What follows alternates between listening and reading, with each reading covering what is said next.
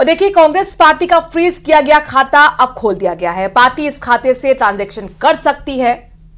Income tax appellate tribunal में 21 फरवरी को मामले में सुनवाई होगी और लेकिन कांग्रेस पार्टी ने इस मुद्दे को लेकर हंगामा भी शुरू कर दिया है और इसके चुनाव को देखते हुए की गई कार्रवाई करार दे रही है। कांग्रेस पार्टी के खातों पर लगी रोक को इनकम टैक्स अपीलेट ट्रिब्यूनल ने हटा दिया, लेकिन अब इस मुद्दे को लेकर राजनीति शुरू हो गई है। कांग्रेस ने इसे सरकार के इशारे पर जांच एजेंसियों की कार्रवाई करार दिया है। इससे पहले कांग्रेस ने आरोप लगाया कि पार्टी के बैंक खातों को फ्रीज कर दिया गया।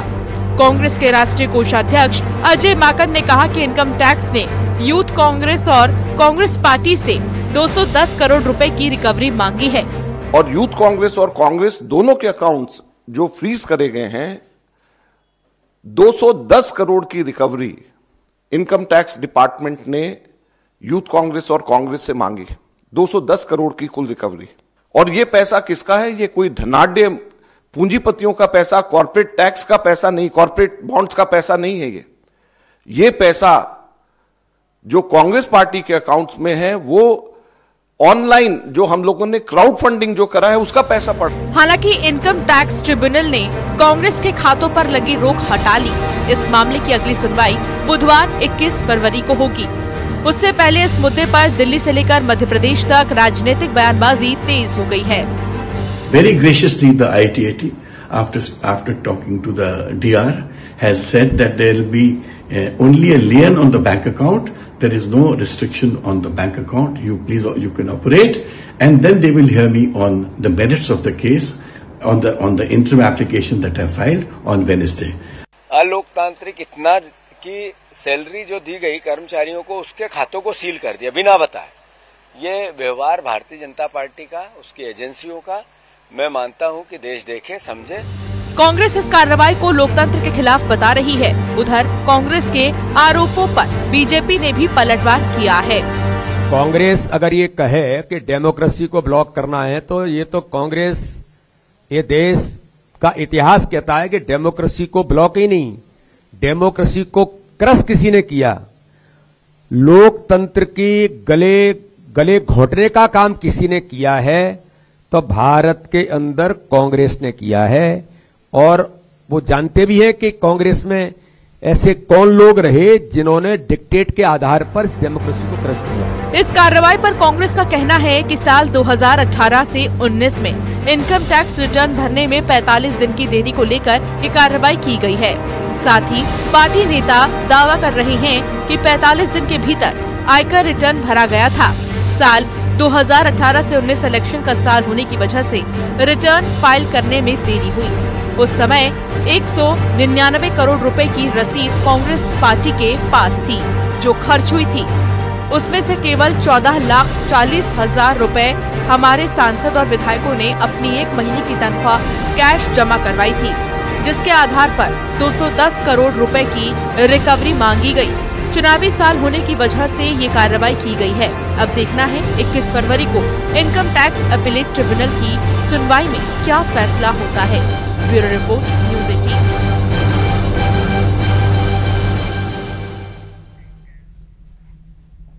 और देखिए, राजस्थान में भी लोकसभा चुनाव से पहले ऐसी खबरें आ रही हैं कि कांग्रेस के कई दिग्गज बीजेपी का दामन थाम सकते हैं, जिसमें महेंद्रजीत सिंह मालवीय का नाम सबसे ऊपर है। ये रिपोर्ट देखिए।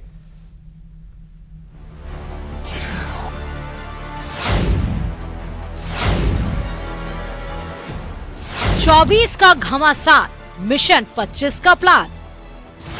बड़े दिग्गज नेताओं की बीजेपी में होगी एंट्री। कांग्रेस के दिग्गज छोड़ रहे हैं हाथ का साथ। लोकसभा चुनाव को लेकर बीजेपी कांग्रेस की तैयारी जोर शोर से चल रही है। मिशन 25 के लिए प्रदेश बीजेपी जुटी हुए हैं। बीजेपी उन इलाकों पर फोकस कर रही है जहां विधानसभा चुनाव में कमजोर प्रदर्शन रहा था।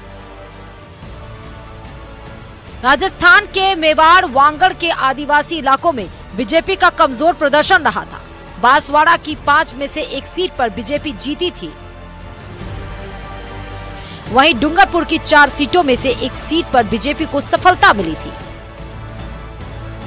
इस आदिवासी इलाके पर बीजेपी खास ध्यान दे रही है। खास रणनीति के तहत बीजेपी का उन नेताओं पर ध्यान है जो बड़े जमीनी स्तर पर लोकप्रिय हैं। ऐसे ही वांगड़ इलाके के कांग्रेस नेता और बागीदौरा के विधायक महेंद्रजीत सिंह मालवीय के बारे में चर्चा है कि वो कांग्रेस छोड़कर बीजेपी में शामिल हो सकते हैं। महेंद्रजीत सिंह मालवीय ने जो कुछ बोला वो कांग्रेस के लिए अच्छी खबर नहीं।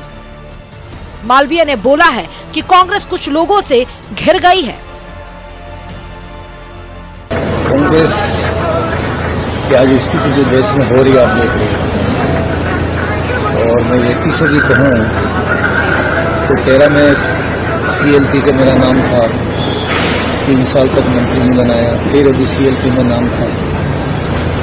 कांग्रेस एक तरह से कुछ लोगों के बीच में घिर गई है। ऐसा नहीं है कि महेंद्रजीत सिंह मालवीय ही कांग्रेस को झटका दे सकते हैं। चर्चा है कि कुछ और कांग्रेसी दिग्गज भी बीजेपी का दामन थाम सकते हैं। मालवीय पहली बार 2008 में बागीदौरा से विधायक बने थे। 2013 में मजबूत सत्ता विरोधी लहर के बावजूद जब कांग्रेस सिर्फ 21 सीटों पर सिमट गई थी, तब मालवीय ने बीजेपी के खेमराज गरासिया को हराकर अपनी सीट बरकरार रखी थी। मालवीय ने 2018 फिर से जीते थे। 2023 में भी मालवीय ने अपनी सीट बरकरार रखी। मालवीय का नाम नेता प्रतिपक्ष के आगे चल रहा था, लेकिन वो नेता प्रतिपक्ष नहीं बन सके। अब जा रहे नहीं जा रहे आ जाएगी खबर। कोई जाए कोई फर्क नहीं पड़ता है, वो किस उद्देश्य को लेके जा रहे हैं, किस दबाव में जा रहे हैं, किस लालच में जा रहे हैं, ये सब चीजें समय आने पे खुलासा हो जाएंगी। लेकिन मैं ये कहना चाहता हूं कि जो कांग्रेस की आइडियोलॉजी में विश्वास करके, जो कांग्रेस को मां कह करके, और आज इस उम्र में जाकर के वो ये कह रहे हैं कि मेरी मां गद्दार निकली, तो इससे ज्यादा दुर्भाग्य कोई हो नहीं सकता। ये देखो, कांग्रेस जमीन से जुड़ी पार्टी है, ये समुद्र है। मैं कहूँगा पैसेंजर ट्रेन है, और वो पैसेंजर ट्रेन वो है जो कभी नहीं रुकने वाली ट्रेन है। इससे बहुत से स्टेशनों पर सवारी उतर जाती है और फिर चढ़ जाती है, फिर उतर जाती है, फिर चढ़ जाती है। ट्रेन हमेशा चलती रहती है, ट्रेन फुल रहती है। सूत्रों की माने तो ये चर्चा उस वक्त परवान चढ़ी जब बागीदौरा विधानसभा सीट से 4 बार कांग्रेस विधायक और CWC के सदस्य महेंद्रजीत सिंह ने जयपुर में CM भजनलाल शर्मा से मुलाकात की। हालांकि इस बाबत कोई पुख्ता सबूत किसी के पास नहीं है। वहीं ये भी बताया गया कि मालवीय पिछले कुछ दिनों से और कई बीजेपी नेताओं के संपर्क में थे, जिसके बाद उनकी बीजेपी में एंट्री की खबरें मजबूत होती गई। सूत्रों की माने तो दिल्ली में कांग्रेस ने इन नेताओं की ज्वाइनिंग कराई जा सकती है। बताया जा रहा है कि दिल्ली में बीजेपी मुख्यालय में राजस्थान के कांग्रेस नेताओं को एक प्रेस कॉन्फ्रेंस में पार्टी में शामिल करवाया जाएगा। इस दौरान अध्यक्ष JP नड्डा और मुख्यमंत्री भजनलाल शर्मा भी मौजूद रह सकते हैं, क्योंकि मुख्यमंत्री भजनलाल शर्मा बीजेपी के 2 दिन के राष्ट्रीय अधिवेशन में शामिल होने के लिए दिल्ली में मौजूद होंगे। प्रदेश में कांग्रेस का कुनबा बिखरने वाला है, ऐसी चर्चा जोरों पर है। आइए एक नजर उन नेताओं के नामों पर भी डालते हैं जिनके बीजेपी में जाने की प्रबल संभावनाएं हैं। महेंद्रजीत सिंह मालवीय के अलावा जिन अन्य सीनियर कांग्रेसी नेताओं के भाजपा में शामिल होने की अटकलें जबरदस्त तरीके से लग रही हैं, उनमें पूर्व मंत्री लालचंद कटारिया, उदयलाल आंजना और वरिष्ठ नेता रिचपाल मिर्धा के नाम भी शामिल हैं। मोदी सरकार को मात देने के लिए कांग्रेस ने विपक्ष को एक साथ लाने की पूरी कोशिश की। इंडी गठबंधन भी बनाया, लेकिन लोकसभा चुनाव से पहले हालात बदलते नजर आ रहे हैं। गठबंधन के कई सहयोगी तो पहले ही किनारा कर चुके हैं। अब कांग्रेस के अपने नेता भी दामन छोड़ने की राह पर निकल चुके हैं। महेंद्रजीत मालवीय का पार्टी छोड़ बीजेपी का दामन थामना कांग्रेस के लिए बहुत बड़ा झटका माना जा रहा है। कांग्रेस पार्टी डैमेज कंट्रोल में जुटी है और उसके नेता दावा कर रहे हैं कि कांग्रेस पार्टी पर इसका कोई असर नहीं पड़ेगा, मगर पार्टी भलीभांति जानती है कि इसकी गूंज अगर दूर तक सुनाई दी तो लोकसभा चुनाव से पहले न जाने कितने और नेता बीजेपी में जाते हुए दिखेंगे। जाहिर है कांग्रेस पार्टी को इस नुकसान की भरपाई के लिए कोई और प्लान बनाना होगा, तब कहीं जाकर वो बीजेपी का मुकाबला कर पाएगी। कैमरा पर्सन दिलीप चेची के साथ बाबूलाल धायल, न्यूज़ 18 जयपुर।